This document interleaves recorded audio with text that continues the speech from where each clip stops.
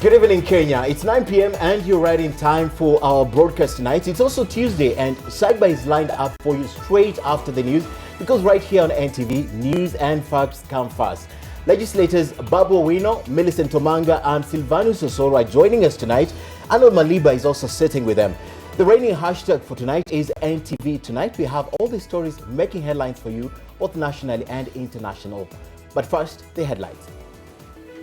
Tonight, harrowing details and pictures of Monica Kimani's murder presented in court. Trial against Joseph Joey Irungu and Jackie Maribe kicks off. Also, frustrations and sorrow. Their father's second burial. We decided to exhume our dad today, even if we haven't been compensated. Paving way for the SGR and Arts paying for Nkuroi family. Plus, the presidency is openly divided. Can it have unity of purpose? The cabinet may not even be able to make a decision. They may not even be able to sit. Members of the cabinet know who nominated them and they know who they owe their allegiance to. And 3 years and many bottles ago. When you catch me like a rat on the highway. And today, he feels the government mistreated him. Catch me like a rat? I mean, on a highway? I think there are better ways to do it.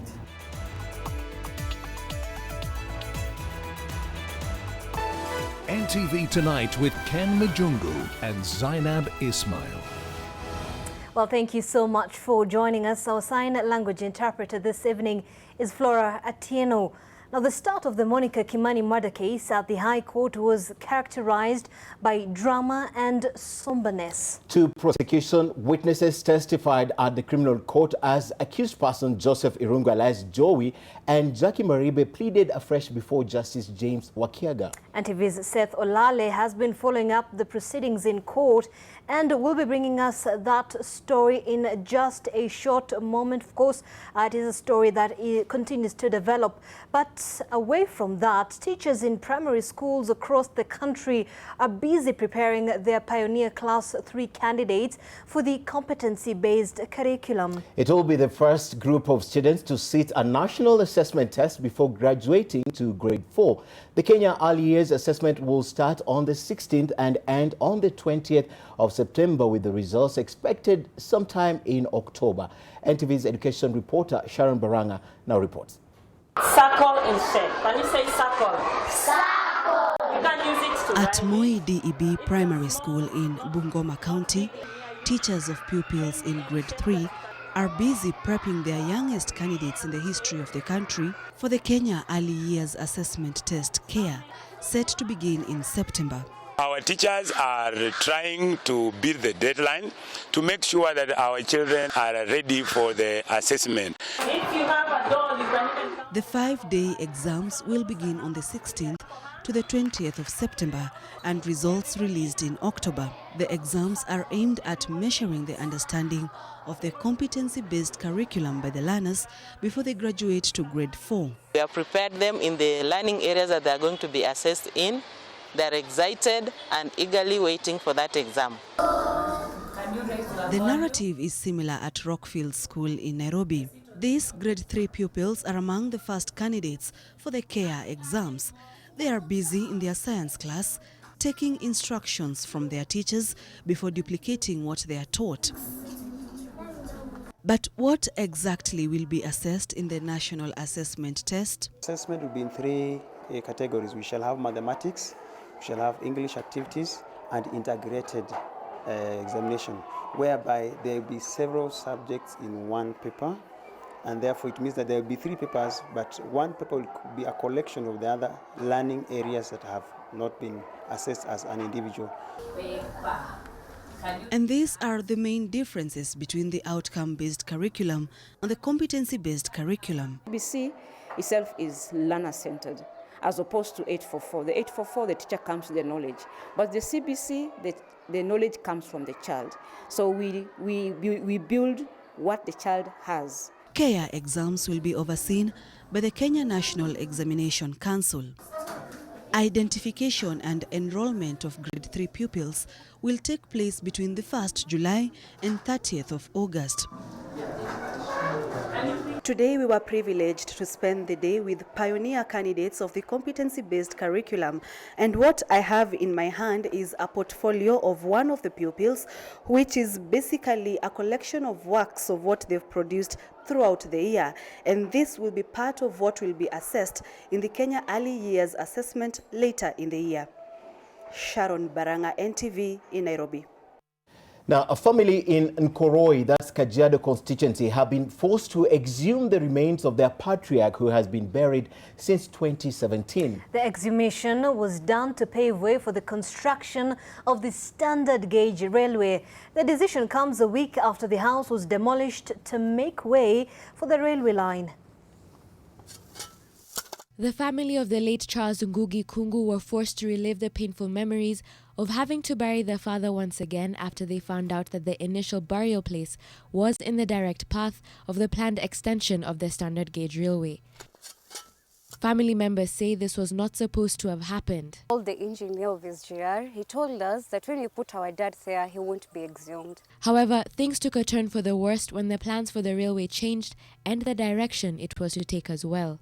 When he died 2 years ago, we buried him away from where we thought the SGR would pass, because that's where the dead flags were. But later, because of the alignment of the railway, they brought it a bit up and then passed through where the grave was. For the last 2 years, the family sought compensation from the National Lands Commission and Kenya Railways to no avail.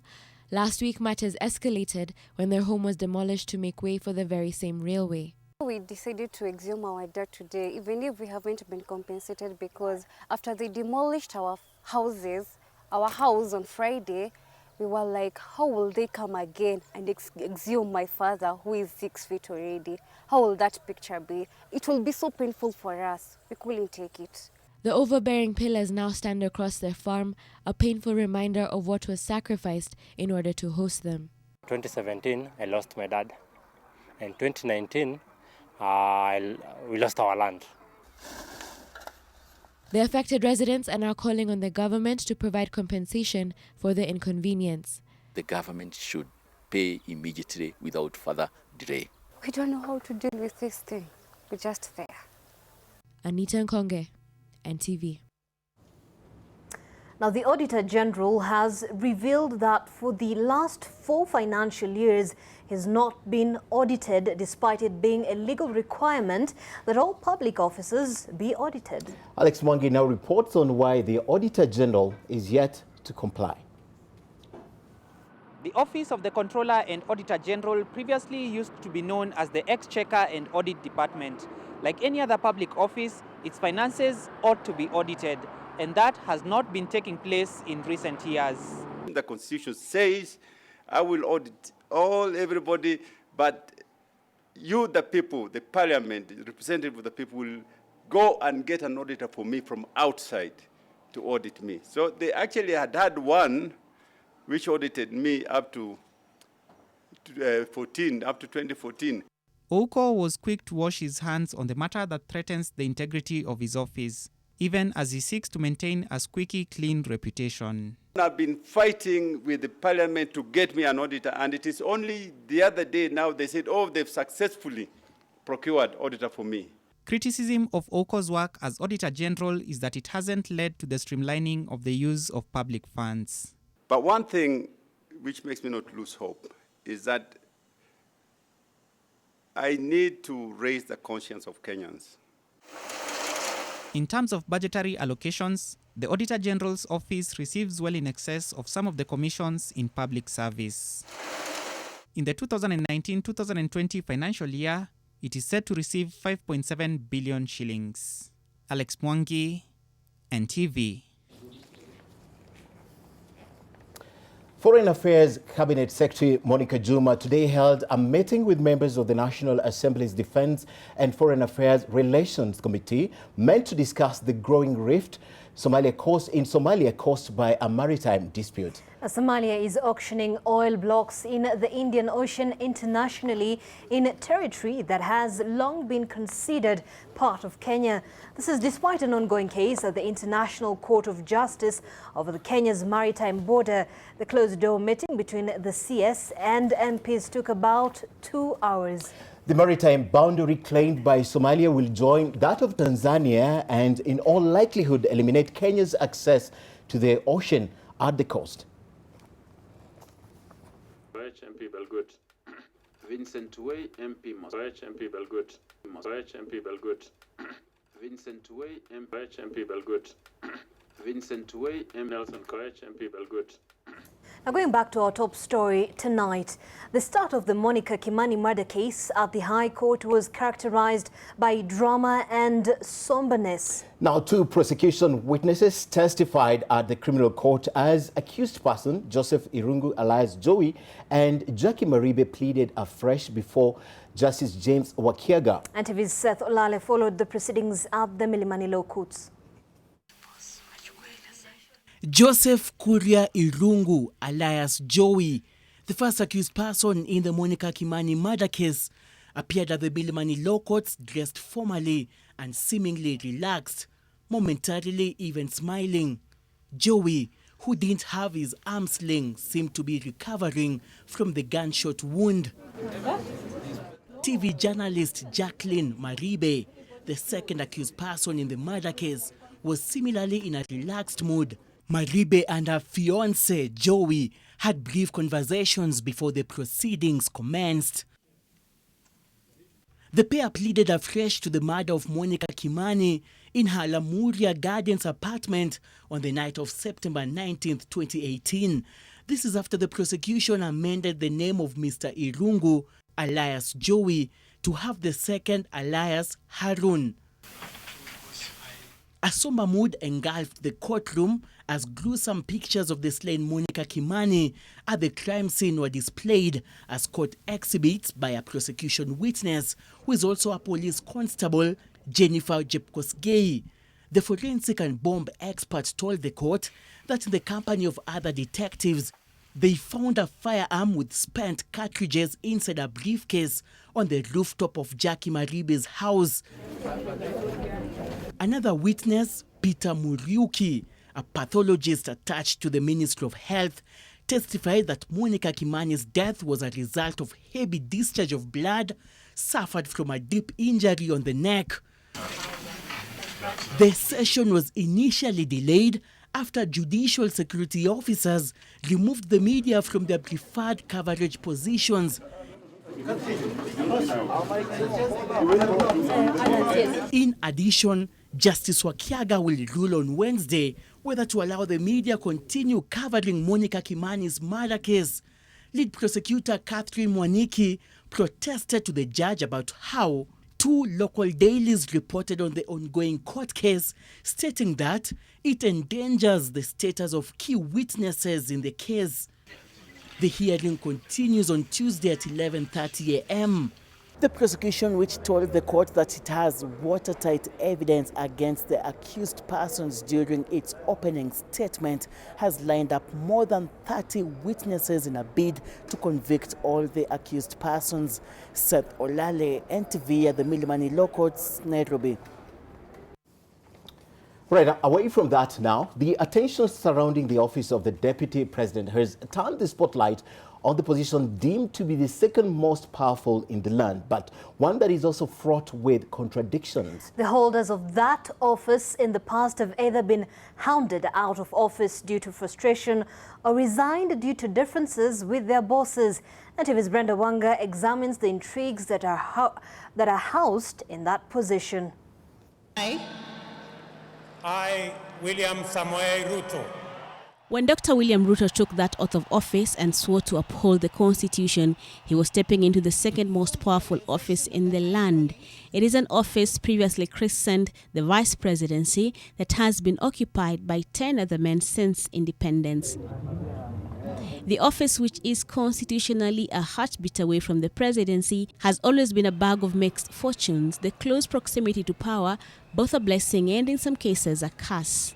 It's not easy for anybody, by the way, because you are there, yet you are not there, if I may put it that way. All right, and here you can have a situation where your skill and goodwill really matters. The office of the Vice President is dicey, in part because the people, you see there are two people, and each has his own staff or people assisting him. And sometimes these people compete. And you have the people around the president who are always suspicious about the vice president. The Constitution defines the job of the DP as being the President's principal assistant, but analysts say the execution of this job is one that requires a delicate balance. If you convert it into a game of intimidation and arm twisting, then you're likely to get a lot of resentment. Yeah. So it is a very delicate issue. You have to have a serious balancing act. And the assumption is that should there be a vacancy for whatever reason, this is the person to move in and should move in. And there are people who may be uncomfortable with that reality. It's not a Kenyan phenomenon. It's a global phenomenon that whom do you have as your number two? And that is where the number two has to work extra hard to be seen to remain loyal to the number one. It doesn't matter what all the other things are, but the number two must be seen to be loyal to the number one. Indeed, that phenomena has been witnessed in the country since independence. You have the people around the president who are always suspicious about the vice president, and they say they are more protective of the president than the presidency. Yeah? And so some of them may have problems with the vice president. And because of that, we see a lot of friction. And it was there in the 1960s. It was there in the 1970s. It started being there in the 1980s. And there is a time when Kibaki had a lot of problems as the vice president. And because there were people around President Moi who were always suspicious of Kibaki. And so Kibaki sometimes found himself trying to defend himself against some claims. The current holder of that office, William Ruto, is walking down a well-beaten path, especially in light of recent allegations that he is said to have complained to the DCI about. It is an office that was once famously left vacant for close to a year by the then President Daniel Arap Moi, and one that was described by a former US Vice President as, quote-unquote, the most insignificant office that ever the invention of man contrived or his imagination conceived. Brenda Wanga, NTV, Nairobi. And of course, this is one of the stories that we are discussing tonight. And we're doing this through the eyes of three legislators and public policy analysts to help us just understand this. So it's one of the discussions we're having tonight. Plus, our next story, it's also forming part of a discussion on Cyber straight after the news. Now, questions now coming to the fore on how the cabinet will perform its duties with the ongoing divisions. Now, recent allegations of a plot to assassinate the deputy president have worsened the relationship within the political class, and analysts are calling on the president to act fast and salvage the situation. And NTV's political affairs reporter Kennedy Muredi with the story of the crisis in the presidency. The recent summoning of 4 cabinet secretaries to the Directorate of Criminal Investigations for questioning on an alleged plot to kill the deputy president and an alleged leaked audio of Raphael Tuju, a cabinet secretary, speaking against the deputy president, raises questions on just how the cabinet will function. Here we are seeing a situation where the cabinet may not even be able to make a decision. It may not even be able to sit, because of the high level of suspicion and mistrust and animosity. The situation as is now threatens to tear apart the Jubilee government and throw into jeopardy the president's development agenda and his achievement of the Big Four, a stark difference from what we saw in their first term in office, where everywhere the president went, the deputy went, or even the cabinet secretaries, theirs was information about how they want to transform the country and make it better. Instead of seeing service delivery, we've been seeing more of wrangling inside the government. That is not healthy. Egara Kabaji, a professor of literal communication at the Masinde Muliro University of Science and Technology, portends that President Uhuru Kenyatta is failing in bringing together the cabinet, which is pulling apart. There is no crisis in the presidency. What we have in the presidency are competing interests, competing ideologies, and competing personalities. And this is bound to happen, especially when the president is doing his second and final term. According to the scholar, allegiance to the appointing authority has a lot to do with how government is run. This Jubilee government is a government of nusu peremende. Members of the cabinet know who nominated them and they know who they owe their allegiance to. Sisi hatutaki mchezo tena. Recently, President Uhuru Kenyatta scolded the Agriculture Cabinet Secretary Mwangi Kionjori at the Nairobi showgrounds over the latest maize scandal that had farmers in the Rift Valley up in arms over payments made to businessmen as opposed to farmers. At an Akorino function a fortnight ago, President Kenyatta slammed politicians from Mount Kenya region who are in the habit of accompanying his deputy in various meetings, Christ-end developmental tours, but which are very political. There is a saying that the tiger does not proclaim about its tigritude.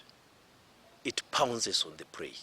There is quite an agreement within government circles that the new title bestowed upon Interior Cabinet Secretary Fred Matiang'i as in charge of all CSs has further exacerbated the situation.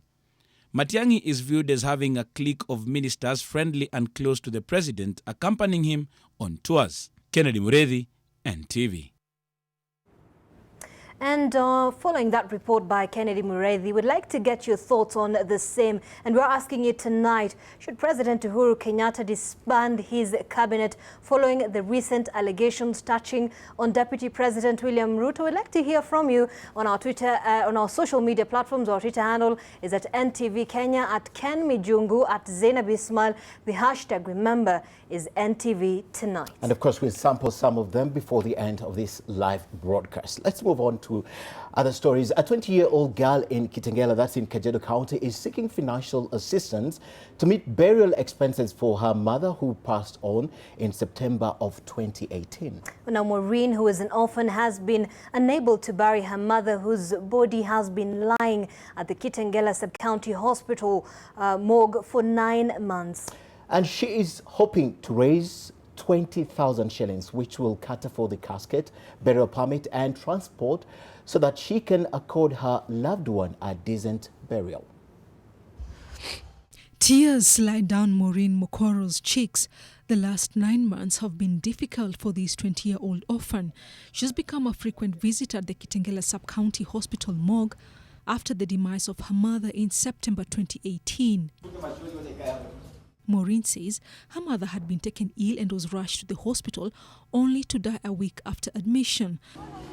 The hospital bill had accumulated to 163,000 shillings, but the facility waived it. 9 months on, Maureen is yet to bury the remains of her mother. She says the burden of burying her mother was too heavy for her to carry. Aliniacha nikiwa peke yangu. Sasa mwenye mwingine nilikuwa na yeye ni shosho yangu, na yeye hatuna chochote wala nini. Ni mimi nimebaki peke yangu. Hakuna mtu anaweza tusaidia. Maureen lives in Slaughter Slum, Athi River. She dropped out of school in Form 2 due to lack of fees. When her mother passed on, Maureen was pregnant, but the man responsible ran away and left her in agony. She now does casual jobs to make ends meet. Well-wishers in her neighborhood have only managed to raise 4,500 shillings. Hatukukuwa na uwezo wa kumsaidia vile, hayuko kazi. Pia sisi ati tuko na kazi stable, ni vibarua. So ndio tulikuwa tunaomba venye mnaweza msaidia asaidike. She needs at least 20,000 shillings, which will cater for the burial expenses. 10,000 shillings will be used to buy a casket, 5,000 for the burial permit, and the other 5,000 shillings is for transport. Every day she walks for more than 10 kilometers to the mortuary hoping for some miracle. Tafuta msaada huku kote, hakuna mahali sijaenda na sijapata msaada yoyote. Sasa hii hata nimechanganyikiwa venye naweza fanya, sina mtu wa kunisaidia wala nini, sina bwana. Sasa hii naomba mwenye anaweza nipatia usaidizi. Rozongoi, NTV. A very unfortunate situation to be in. Very, very unfortunate. Just imagine you don't have 20,000 shillings to bury your mother. And by the way, we'll be sharing that contact on our social media, and you can get in touch with us. We'll get in touch with the girl through our social media platforms, and definitely we'll share that contact. All right, that question again before we take the break. All right, we did ask you, should President Uhuru Kenyatta disband his cabinet following the recent allegations touching on his deputy, that is Deputy President William Ruto? Talk to us on social media platforms at NTV Kenya, at Ken Mijungu, at Zeynab Ismail. The hashtag, remember, is NTV Tonight. All right, time for a short break. We'll be back.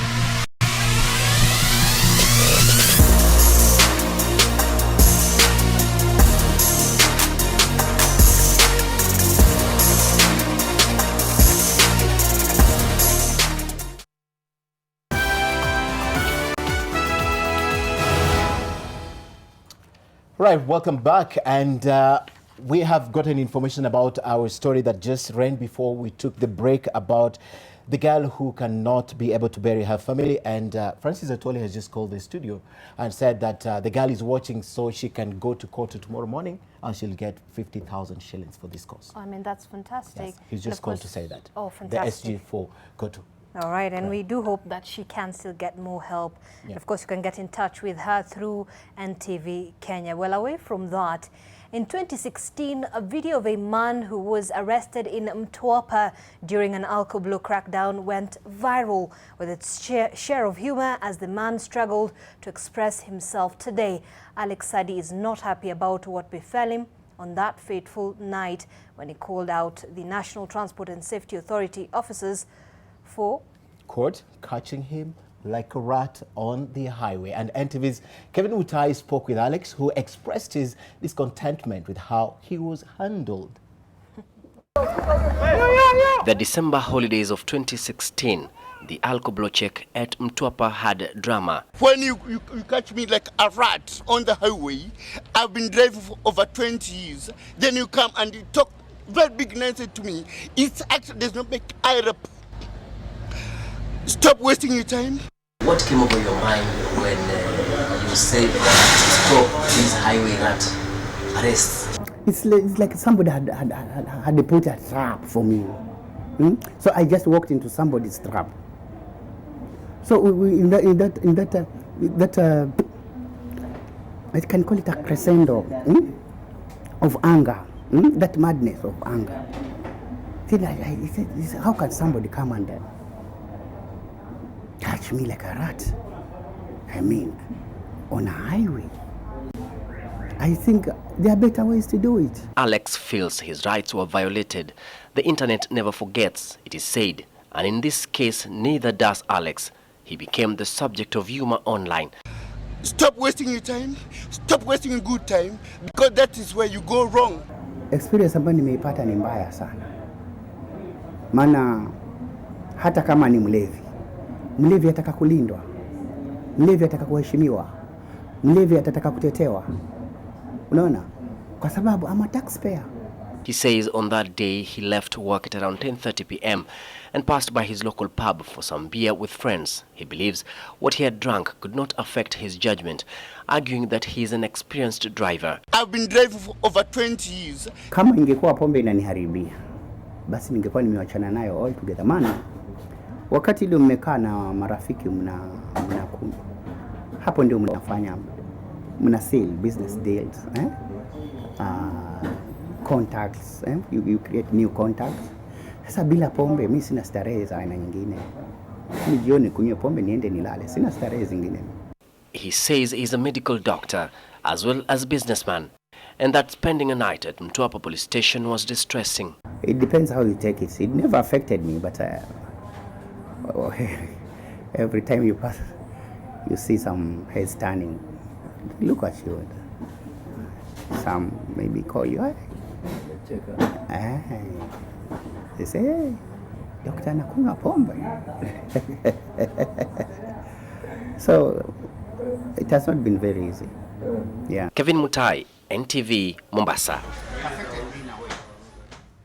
Well, Ken, he says he was caught like a rat on the highway. That's what 3 years of soberness can do to you. You see the difference?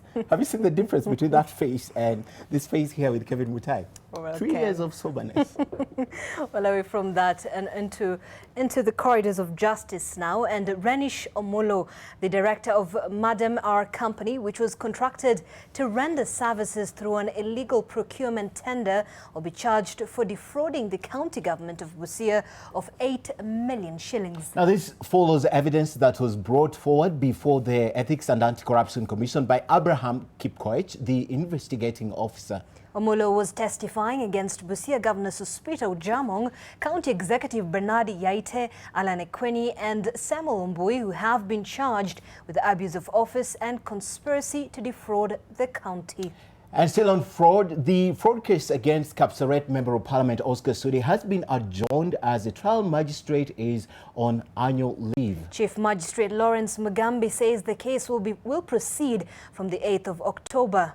Sudi was charged on the 6th of October 2016 for using fake academic certificates during the 2013 general election. He was released on a cash bail of 300,000 shillings. And still in the corridor of justice, a man who was caught impersonating a police officer was arraigned in Milimani today. The accused, Rabson Anzetse, pretended to be a police officer on the 27th of May along Kijabe Street, where he obtained money from unsuspecting Kenyans. And he allegedly obtained about 136,000 shillings from Miss Natian appearing before Principal Magistrate M. Nazushi. The accused pleaded not guilty and was released on a cash bail of 400,000 shillings.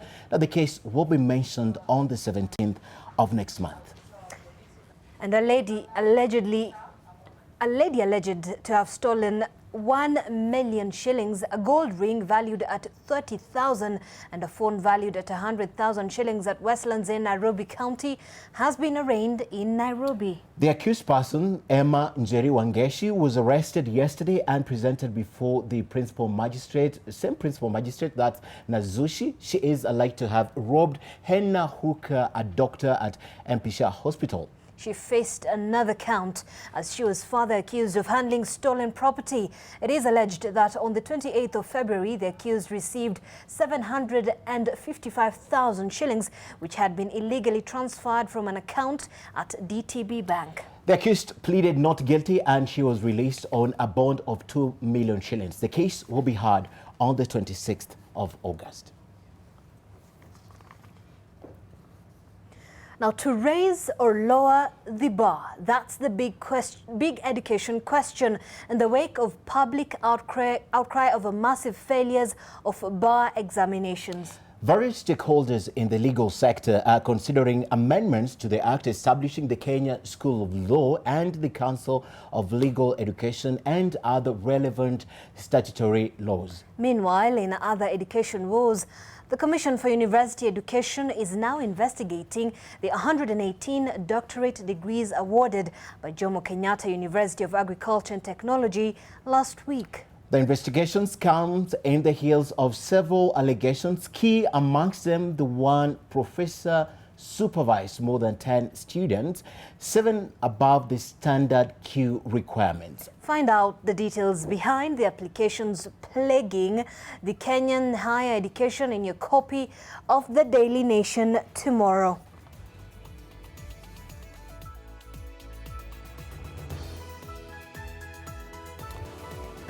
Right, a good place to take a break, but grab your copy of the Daily Nation tomorrow. And coming up is Julian Samboko with the business news. Stay with us.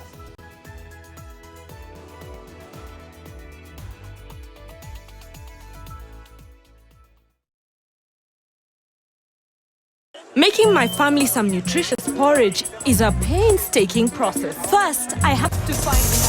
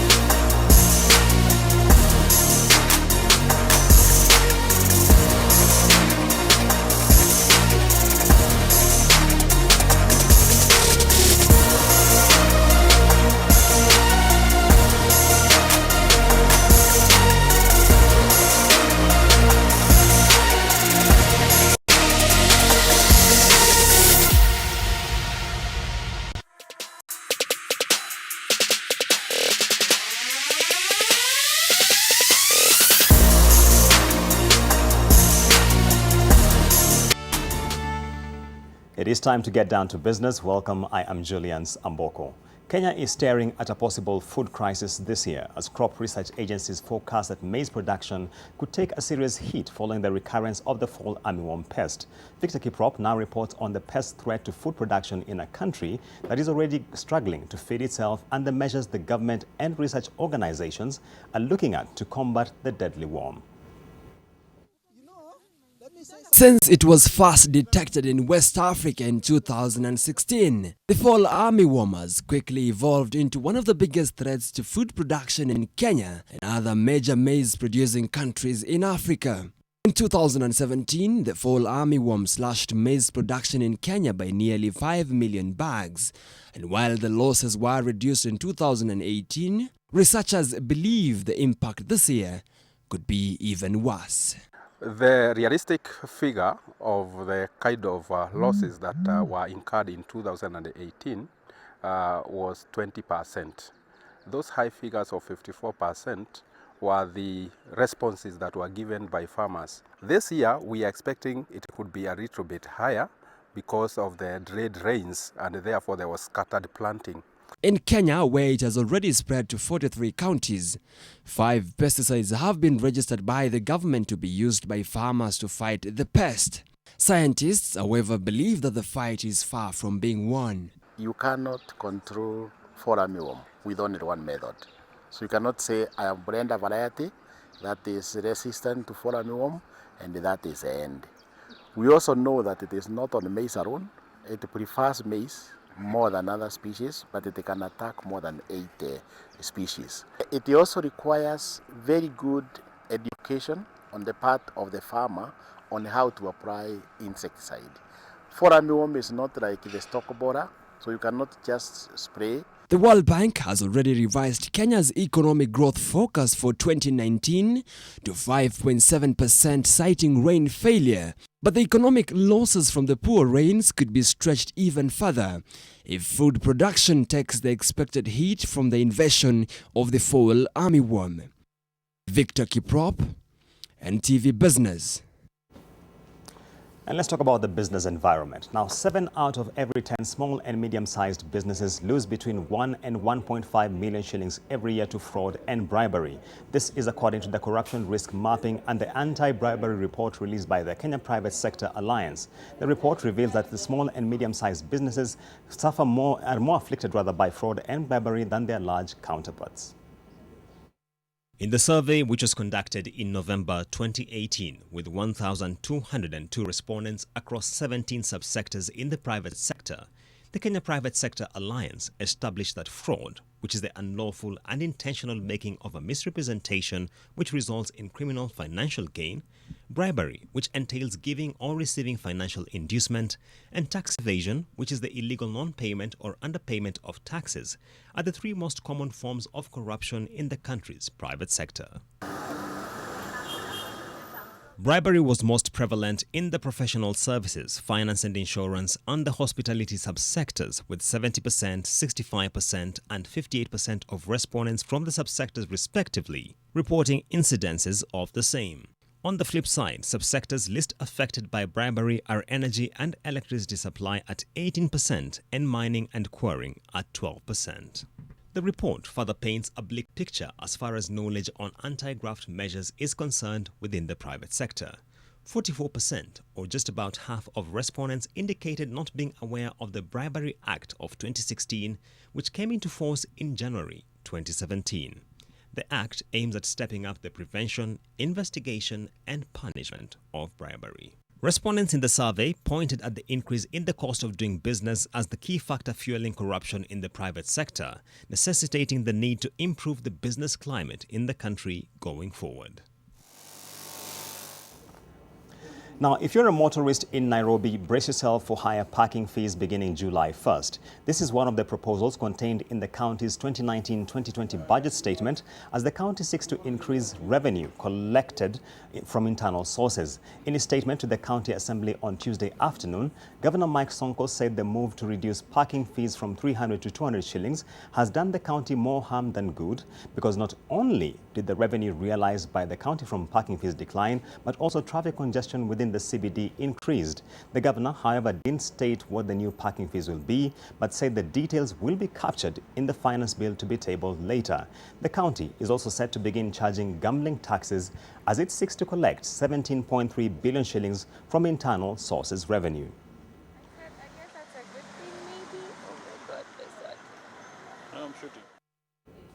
Now, Sonko presented a 35.2 billion shilling budget before the county assembly detailing how the money will be spent. How will you be affected as a resident of Nairobi? Well, grab your copy of the Business Daily tomorrow for this and other stories. And moving elsewhere, Joseph Muna Kimote has finally reported to his office at the National Cereals and Produce Board 6 months after he was appointed as the board's managing director. Since his appointment in January, Kimote has been engaged in a dispute with the board over exactly how much he will be paid after raising concern that the 500,000 shillings NCPB wanted to pay him would translate into a pay cut from the 700,000 shillings he was earning as the general manager at the National Social Security Fund. It is not clear yet whether he has taken a pay cut or the NCPB offered more money, but the board says it sought the intervention of the State Corporation Advisory Committee to end the dispute.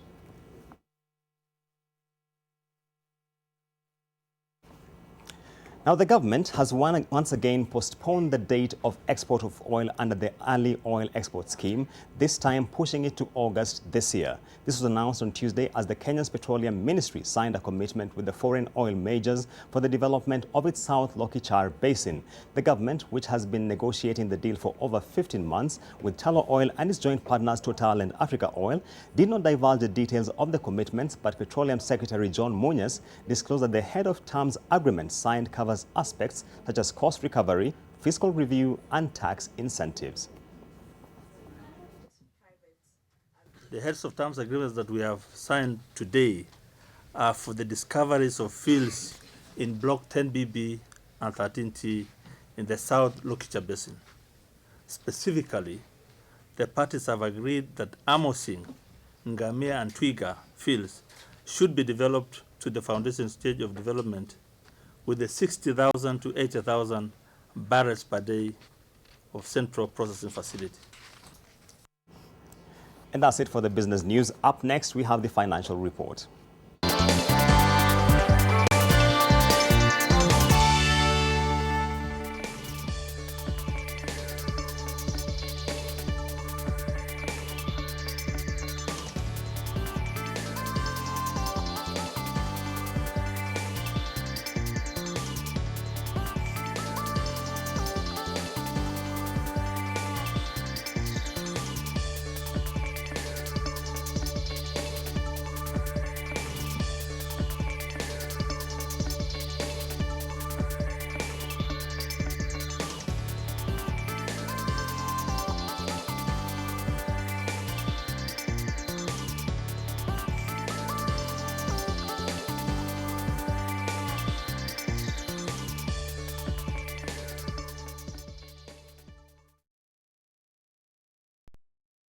Be a fan made of more with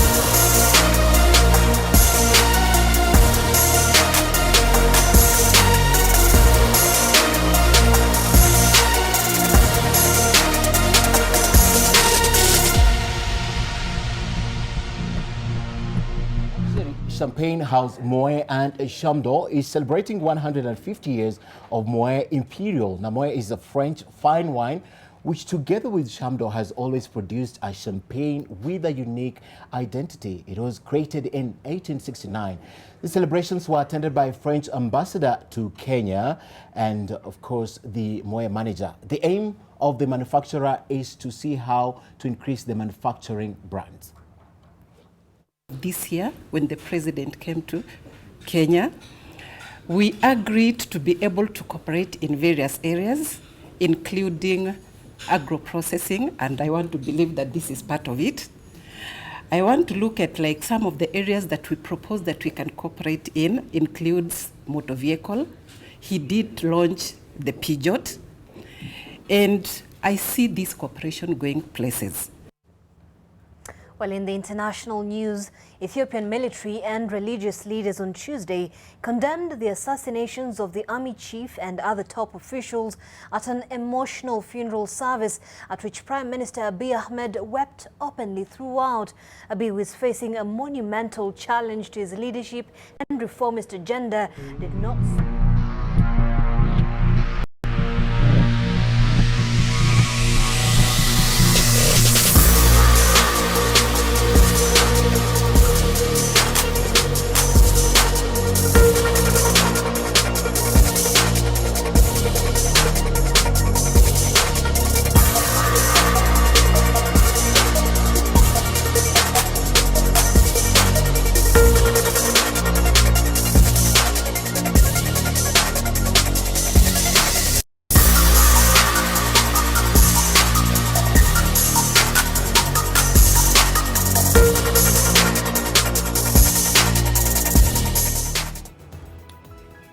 Right, time for yet another break. When we come back, sports news is next, but we'll also be sampling some of your comments on the question we asked earlier. So stay with us. Stay tuned.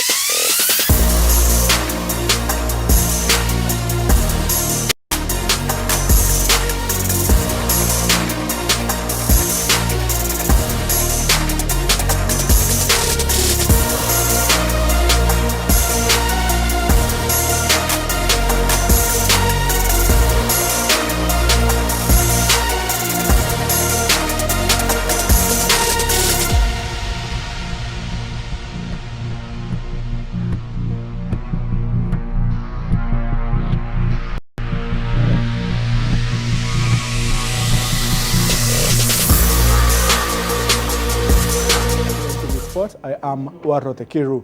Former Harambee Stars captain McDonald Mariga is confident that the national football team will win its match against Tanzania. Mariga spoke to our very own Brian Otwal when he visited the Stars camp in Cairo, Egypt, to motivate them ahead of Thursday's must-win clash. Former Harambee Stars international McDonald Mariga took time to motivate the Stars squad in Cairo, Egypt, just hours after against Algeria in Group C. Mariga, the ambassador for Stars title sponsors by team, believes the team should not be judged from the poor start as the best is yet to be seen of the players. Tuziangalia mechi moja kwa sababu tulishindwa, sasa tulifanya vibaya kwa sababu Harambee Stars wamefanya vizuri kuqualify Africa Cup na tuko miongoni mwa timu 24 bora Afrika. Afrika kuna nchi mingi sana. Hasa na Afrika kufika hapa na ni vijana wadogo, hiyo ni pongezi sana. Hiyo ndio ilikuwa muhimu kufika hapa. Mariga took time to celebrate his brother and team captain Victor Wanyama, who celebrates his 28th birthday today. Happy birthday to you. Happy birthday to you. Happy birthday, dear Victor. Happy birthday to you. Enjoy, we love you so much. Harambee Stars coach Sebastian Minye hopes positives can be picked from the opener, and thus the team has everything to fight for in the remaining Group C tie. Now it will be a final for us against Tanzania. To expect maybe to dream to be qualified, but at least to write the story for Kenya, because we never won. Minye is yet to give his full approval of Zesco United's defender David Calabao Wino, as he remains undecided in partnership lineups in defense, with Josh Onyango and Musa Mohamed all in recovery mode. Next game it will be another game, maybe another first 11, and it's important to be there to feel the atmosphere, to feel who is able to compete, to integrate maybe the first 11. Meanwhile, Senegal intensified their training ahead of their clash against Algeria, with Liverpool's Sadio Mane expected to return after missing the opener against Tanzania. Algeria and Senegal are tied. It will be a do-or-die tie for the Taifa Stars and Harambee Stars, both teams seeking that vital win to advance to the next round of the Africa Cup of Nations. Meanwhile, 4 players are recovering from the knocks they picked from the opening tie against Algeria, as they seek to make it to the final list of players that will make it to the starting lineup of the match against Tanzania. Reporting from Cairo, Egypt, I'm Brian Otwal. And a happy birthday to Captain Victor Wanyama. Still on AFCON, and Ghana take on Benin at 11 p.m. as the Africa Cup of Nations concludes its 4th day. Last night, Mali produced 3 stunning goals as they thumped AFCON debutants Mauritania 4-1 to take control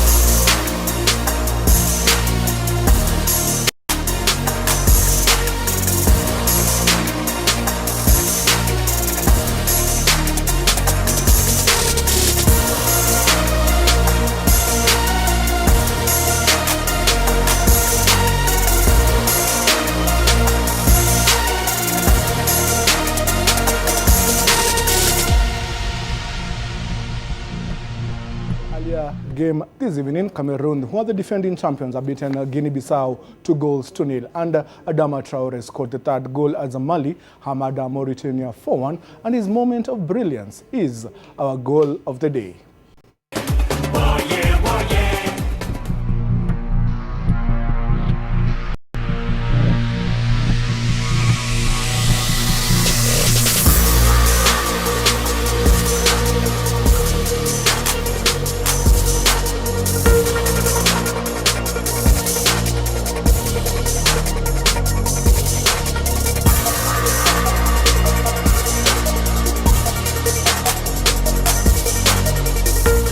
Let's walk on the greens and the KCB Current Masters Pro-Am tees of Wednesday morning with 36 out of the 150 professionals in action at the current country club. The Pro-Am will curtain race for the Sunshine Tour sanctioned KCB Current Masters tournament. On Thursday, only 4 local pros, Simon Ngige from Thika Sports Club, Dismas Indiza of Mumias, and the professional golfers of Kenya captain John Wangai and Motiger's Greg Snow will be in action in the Pro-Am. The Pro-Am is meant to give amateur golfers a chance to mix it up with the professionals. The 2019 KCB Current Masters, which will offer a prize kitty of 15 million shillings, today received a combined sponsorship of 33 million shillings from Kenya Breweries Limited and Safaricom.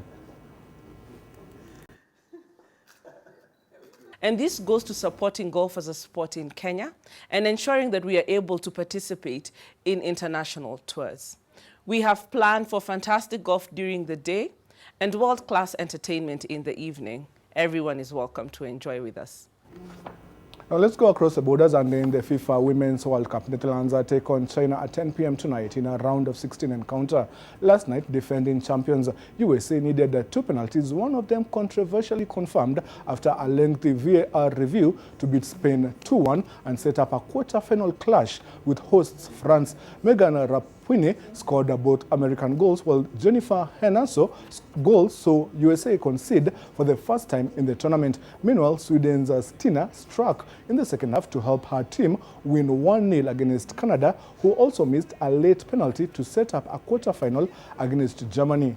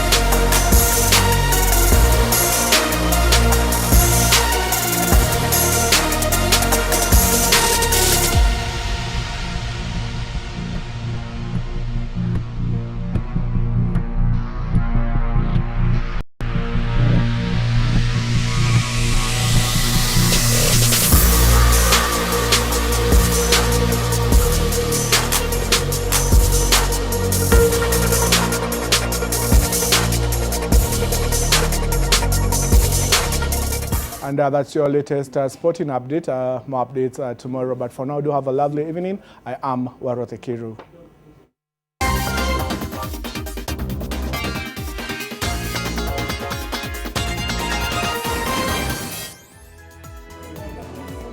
Well, thank you so much, Warode, for that and all the sporting action that he has brought you. Well, at this point, we understand that a lot of you have been able to express your interest in helping the 20-year-old Maureen from Kitengela was unable to raise funds to bury her own mother, and we thank you so much.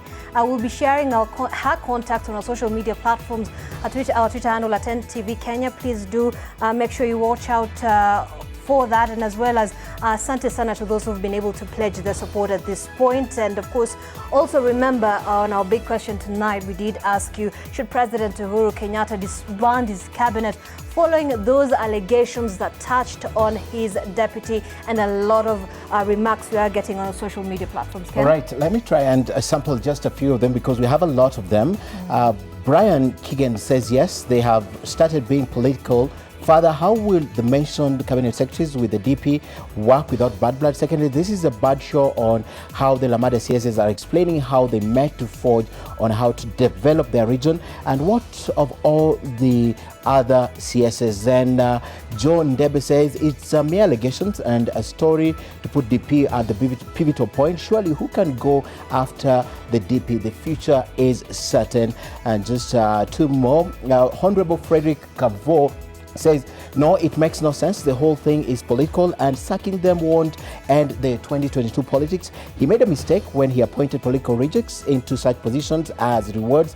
After all, those are allegations against the DP. And perhaps the last one for me is Philip Chalim, who says he should resign. The whole government is a joke. Half of the budget on recurrent expenditure, while almost a third on salaries and wages under his watch. Well, Justice Kishoyan says there is no need to dissolve the cabinet. I think the reason why the cabinet secretaries' roles were taken from members of parliament was to avoid the ministers involving themselves in politics. Those CSs who involve themselves in politics should be sacked. At Kiprono Keitani saying, my view is that the office of the deputy president demands a great respect, and so the president should solve this issue with immediate effect by disbanding the cabinet, especially the four suspected dockets. And at Eric Ongana saying, the CSs and DP have now developed bad blood. We need services, not squabbling. And those are your remarks, your sentiments, and of course we'll continue having a conversation online. Thank you so much for engaging with us. And NTV Tonight ends right now, but Sidebar continues in just a moment.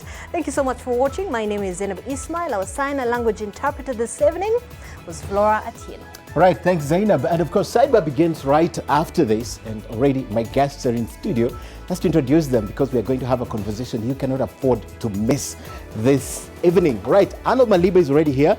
Boshimira Silvanus Osoro is here. Babu Wino is here. And Millicent Omange, they're all here. So we return in about 2 minutes. Stay with us because this conversation, you don't want to miss it.